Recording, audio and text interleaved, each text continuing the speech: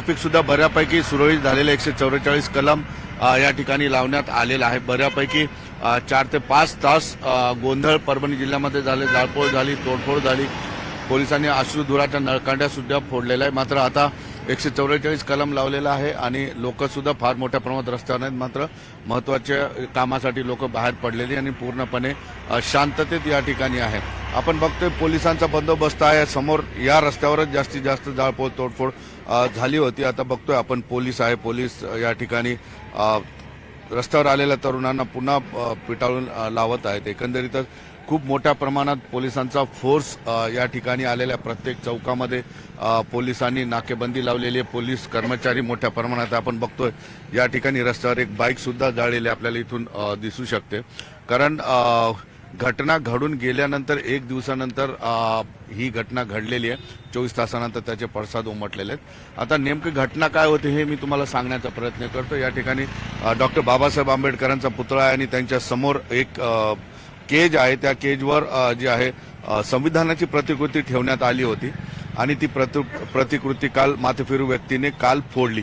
तो फोडत असतानाच लोकांनी त्याला पकडलेला आहे, त्याला बऱ्यापैकी चोप दिलेला आहे। पोलीस आल्यानंतर त्याचा जीव वाचला, मात्र तो बऱ्यापैकी जखमी झालेला। नेमकं तो व्यक्ती कोण आहे, त्यांनी ही कृती का केली याबद्दल पोलीस तपास करतायत। खूप मोठा परिणाम या ठिकाणी झालेला नाही। आपण बघतोय प्रत्येक ठिकाणी पोलिसांच्या मोठ्या गाड्या भरून शहरभर फिरतायत। आता कुठलीही घटना मागच्या 2 ते 2.5 तासापासून घडलेली नाहीये, त्यामुळं शांत झालेलं परभणी आपण असं म्हणू शकतो। आणि एकंदरीतच नेमका काय प्रकार होता काय नाही याबद्दल बोलण्यासाठी माझा स्थानिकचा सहकारी विशाल माने या ठिकाणी। विशाल, नेमकं काय झालं होतं? मी प्रतिकृती तोडणारा कोण आहे, तो त्या ठिकाणी गेला कसा आणि त्याला नेमकी तीच का तोडली, काही याचा पोलिसांनी उलगडा केला? काल साधारण दुपारच्या आणि संध्याकाळच्या दरम्यानची ही घटना आहे। एक जण अचानक ही जी जाळी आहे ती जाळी पार करून मध्ये गेला आणि जी संविधानाची प्रतिकृती आहे ती उचलून त्यांनी बाहेर फेकली, ती फोडायचा प्रयत्न केला। त्यानंतर आजूबाजूला जे काही युवक बसलेले होते किंवा जे नागरिक बसले होते त्यांनी मध्ये हस्तक्षेप करत त्याला ताब्यात घेतलं आणि ते पुढील मोठी घटना टाळली। त्याला मारहाणी त्याच ठिकाणी सुरुवात झाली होती, परंतु पोलिसांना कोणीतरी फोनवर कळवलं आणि पोलीस वेळीच आले आणि त्यामुळे त्याचे प्राण वाचले। याविषयी पोलिसांकडून अधिकृतरित्या कोणतीही माहिती आपल्याकडे अद्यापर्यंत आलेली नाहीये, परंतु तो जो इसम आहे त्याला लगेच ताब्यात घेतलेला आहे आणि पुढील कारवाई सुरू करण्यात आली त्याची काय ओळख वगैरे पटली? तो कुठला आहे, स्थानिक आहे का कुठला? तो स्थानिक असल्याचं बोललं जात आहे, परंतु अधिकृतरित्या अद्यापर्यंत त्याविषयी पोलिसांकडून देखील भाष्य केलं जात नाही। त्याचं जाधव नाव असल्याचं, पवार नाव असल्याचं समजतंय, परंतु पोलिसांना मी ज्या काही अधिकाऱ्यांना अधिकृत माहिती आपल्याला आली नाही। दुसरी महत्वाची गोष्ट अशी आहे की का इथं मॉब अचानक जमला होता का ठरलेला होता आणि हिंसक का झाला? कालची घटना झाल्याच्या नंतर काल रात्री उशिरा परभणी बंदचं आज आवाहन करण्यात आलं होतं। काल रात्री आवाहन करतानाच आपला बंद हा शांततेत करायचा आहे असं देखील सांगण्यात आलं होतं। आज सकाळी ज्यावेळेस बंदची सुरुवात झाली, शहरातील वेगवेगळ्या भागांमधून युवक येत होते, नागरिक येत होते, तर शांततेमध्ये होतं। दुपारच्या वेळी अचानकच हिंसक वळण लागलं। काही भागामध्ये दगडफेकीला सुरुवात झाली, त्यानंतर रस्त्याच्या आजूबाजूला ज्या गाड्या आहेत, मोटरसायकल असतील, मोठ्या गाड्या असतील, त्यांच्यावर दगडफेक करण्यात आली, त्या फोडण्यात आल्या आणि तिथून हे वातावरण अधिक चिघळत गेलं आणि काही लोकांना ताब्यात घेतले पोलिसांनी। पोलिसांनी आंदोलन थांबवण्यासाठी मोठ्या प्रमाणात पोलीस कुमक रस्त्यावर उतरवली होती।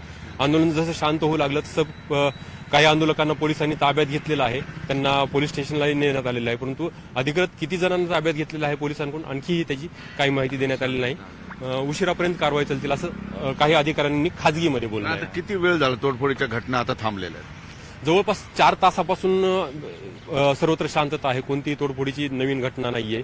ज्या घटना झाल्या होत्या त्यानंतर पोलिसांनी मोठ्या प्रमाणात बंदोबस्त उतरवल्यामुळं आता सध्या तरी तणावपूर्ण शांतता जाणवते, तोडफोड घटना बंद झालेल्या आहेत। निश्चितपणे आपण बघितलं की डॉक्टर बाबासाहेब आंबेडकरांचा पुतळा आहे, तिथं संविधान होतं, याच्या संरक्षणासाठी 3 कर्मचारी, सुरक्षा कर्मचारी सतत या ठिकाणी 3 शिफ्टमध्ये असायचे।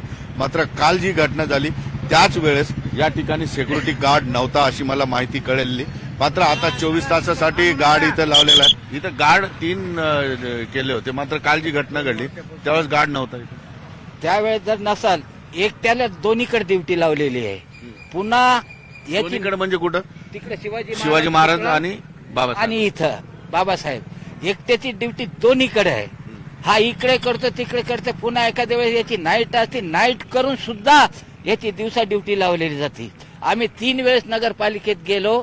नगरपालिकेत आम्ही 4-5 लोकांना आम्ही भेट घेतली आणि त्याला सांगितलं इथं कायम 2 वर्षापासून कायमस्वरूपी आम्ही इथं 4 वाजे आधी सिक्युरिटी होता, आधी सिक्युरिटी होता आधी. मग आता सिक्युरिटी का नाही हा प्रश्न तो उत्तर. वारला मागच. मग त्याच्या जागी कोणी घेतला? त्याच्या जागेवर कोणताही सिक्युरिटी त्याने दिलेला नाही. सिक्युरिटी गार्ड जर असता ती घटना टळली असती. टळली असती. आमचं दुर्भाग्य समजा आम्ही इथे 5 पासून इथेच असतो, रात्री 7:30 पर्यंत आम्ही इथेच असतो.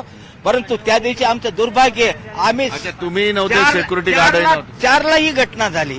आम्ही अच्छा. 5ला इथं असतो. कळालं. आपण बघितलं या ठिकाणी जर समजा सिक्युरिटी गार्ड जर असता तर ही घटना घडली नसती असे इथले स्थानिक वयोवृद्ध ज्येष्ठ नागरिक सांगतात. कारण या ठिकाणी जर गार्ड असता तर त्या व्यक्तीला तिथे जाता आलं नसतं, त्याला अटकाव केला असता.